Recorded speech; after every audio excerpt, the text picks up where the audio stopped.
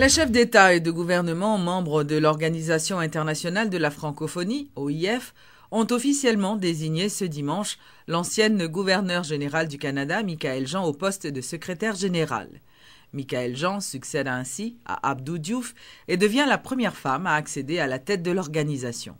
Michaëlle Jean, qui a salué les autres candidats pour leur engagement et leur dévouement, a tenu à les remercier pour le caractère unique de cette campagne, une première dans l'histoire de l'OIF. Donc c'est avec cet enthousiasme que je tiens à avancer comme secrétaire général et en m'appuyant sur l'héritage riche, fort, extraordinaire, le legs du secrétaire général Abdou Diouf. On ne remplace pas Abdou Diouf.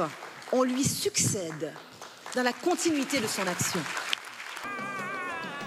Dans un communiqué, le président Martelly a salué la désignation officielle de Michaëlle Jean au poste de secrétaire général de l'Organisation internationale de la francophonie, OIF. Le chef de l'État, au nom du peuple haïtien, a adressé ses chaleureuses félicitations à Madame Jean pour cet exploit. Il a souligné par ailleurs l'engagement exceptionnel de cette haïtiano-canadienne aux côtés des jeunes et des femmes, ainsi que sa détermination à promouvoir l'usage de la langue française pour renforcer l'action économique dans l'espace francophone. Je tiens d'une manière toute spéciale à saluer la désignation de Madame Michaëlle Jean à la tête de l'Organisation internationale de la francophonie, après une longue campagne menée en sa faveur par Haïti. Et à plusieurs reprises, j'ai eu personnellement à intervenir auprès de mes homologues africains de langue française, ainsi qu'auprès du président sortant, Abdou Diouf, et du président Hollande, avec lequel je me suis entretenu sur la question lors des 2 voyages effectués en France au cours de cette année. Nous savons que son élection est une fierté pour le Canada, mais n'oublions pas que notre Michaëlle est une fille de Jacmel et nous sommes tout aussi fiers de sa désignation. Nous lui souhaitons déjà du succès dans sa nouvelle mission. Ancienne gouverneure générale du Canada et actuelle envoyée spéciale de l'UNESCO en Haïti, Madame Jean assumera ses nouvelles fonctions au mois de janvier 2015. Le Premier ministre Laurent Lamotte a lui également salué la désignation de Michaëlle Jean à la tête de l'Organisation internationale de la francophonie. Mesdames, Messieurs, bonsoir. Le téléjournal avec Michaëlle Jean. La formule est bien connue, le journalisme mène à tout, à condition d'en sortir. La présentatrice vedette de la télévision publique canadienne, plusieurs fois récompensée pour son travail, va très vite en faire la démonstration. C'est Gérald Tremblay qui deviendra le premier maire de la nouvelle mégaville. Ce jour-là, elle ignore encore que 4 ans plus tard, elle fera à son tour la une de l'actualité. Michaëlle Jean devient gouverneur général du Canada, poste honorifique pour certains. À ses détracteurs, elle réplique « C'est bien en tant que chef d'État, commandant en chef des forces armées canadiennes qu'elle a été reçue à travers le monde. » Je suis arrivée là, réfugiée, et me voilà aujourd'hui à la tête de la plus haute institution de l'État. Le protocole veut qu'on l'appelle son Excellence, la très honorable Michaëlle Jean. On est bien loin du régime des Duvalier en Haïti, sous lequel elle fit ses premiers pas, avant de fuir avec sa famille la violence et la pauvreté. Le déracinement à l'âge de 10 ans.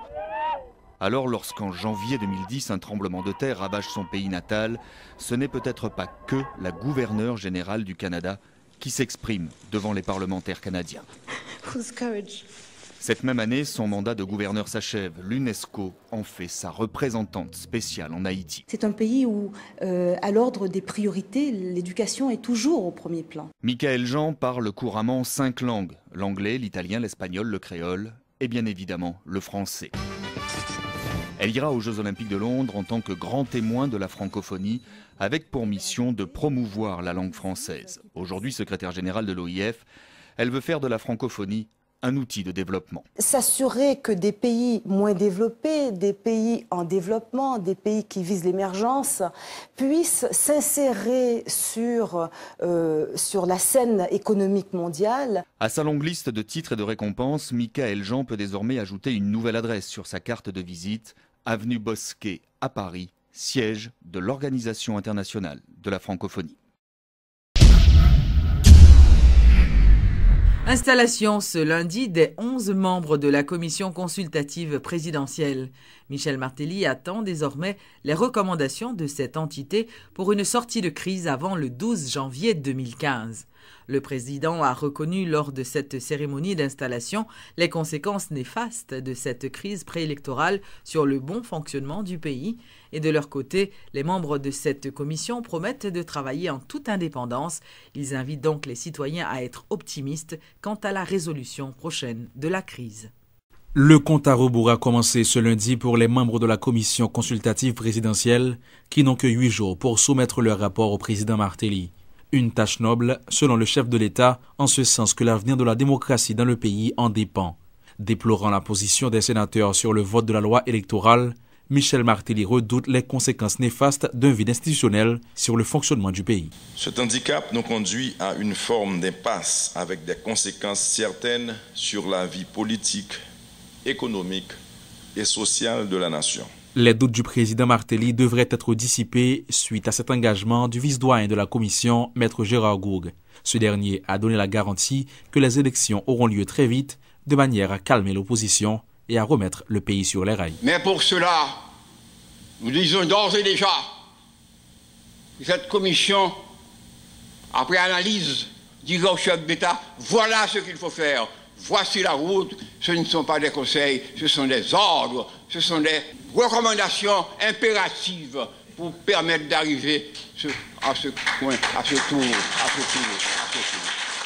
Installée par le chef de l'État au Palais national, la commission devra travailler sur les propositions faites par les différents acteurs lors de la série de consultations qu'avait initié Michel Martelly. Toutefois, la commission se veut plus pragmatique en tenant compte également des enjeux politiques actuels, selon Monseigneur Patrick Harris. Moi dis tout peuple haïtien, yo mettre confiance que commission l'a fait travailler Jean Louis Fel. Alors que certains acteurs de l'opposition questionnent la présence du fondateur de l'AKID au sein de cette commission, Evans Paul affirme être à sa place. Selon le concerné, l'initiative du président Martelly participe de sa vision qu'un large consensus est indispensable pour résoudre cette crise. Je ne connais pas l'exemple d'un seul pays au monde qui s'est développé dans le chaos à partir d'un champ de ruines et d'instabilité. Le développement, le mieux-être des populations ne peuvent s'effectuer qu'à partir de la stabilité et de la paix sociale. Alors que de nombreuses personnes jugent que les membres de cette commission sont crédibles, l'initiative n'a pas convaincu les leaders de l'opposition. Des questions demeurent. Le président tient-il d'appliquer les recommandations de cette entité? L'opposition acceptera-t-elle la conclusion du rapport de la commission? Tout compte fait, l'horizon est loin d'être dégagé. Lancement ce lundi de la 3e édition de la semaine de l'audit autour du thème central « Audit interne » dans son rôle conseil, sa contribution à la performance durable. Cette initiative de l'Institut des auditeurs internes se veut un outil de réflexion autour de l'importance de l'audit dans les entreprises. Plusieurs sujets seront débattus au cours de ces séances qui se tiendront jusqu'au 5 décembre prochain. À travers des débats, à travers des colloques, des formations, et ce sont là les moyens aujourd'hui que nous utilisons pour mieux faire connaître le travail des auditeurs. Les institutions, c'est pratiquement toutes les institutions du pays, tant publiques que privées. Vous pouvez voir, et au niveau de ce colloque, nous avons invité pratiquement et toutes les catégories d'entreprises, que ce soit des organisations non gouvernementales, que ce soit des entreprises commerciales, que ce soit des banques. Donc là, vous allez retrouver différents types d'entreprises pour pouvoir faire passer le message. L'importance de l'audit, c'est d'abord et avant tout un moyen qui est mis à la disposition du conseil d'administration de pouvoir s'assurer que les contrôles qui ont été mis en place ont été respectés. Donc en ce sens, plus d'un dirait que ce sont les yeux et les oreilles du conseil d'administration.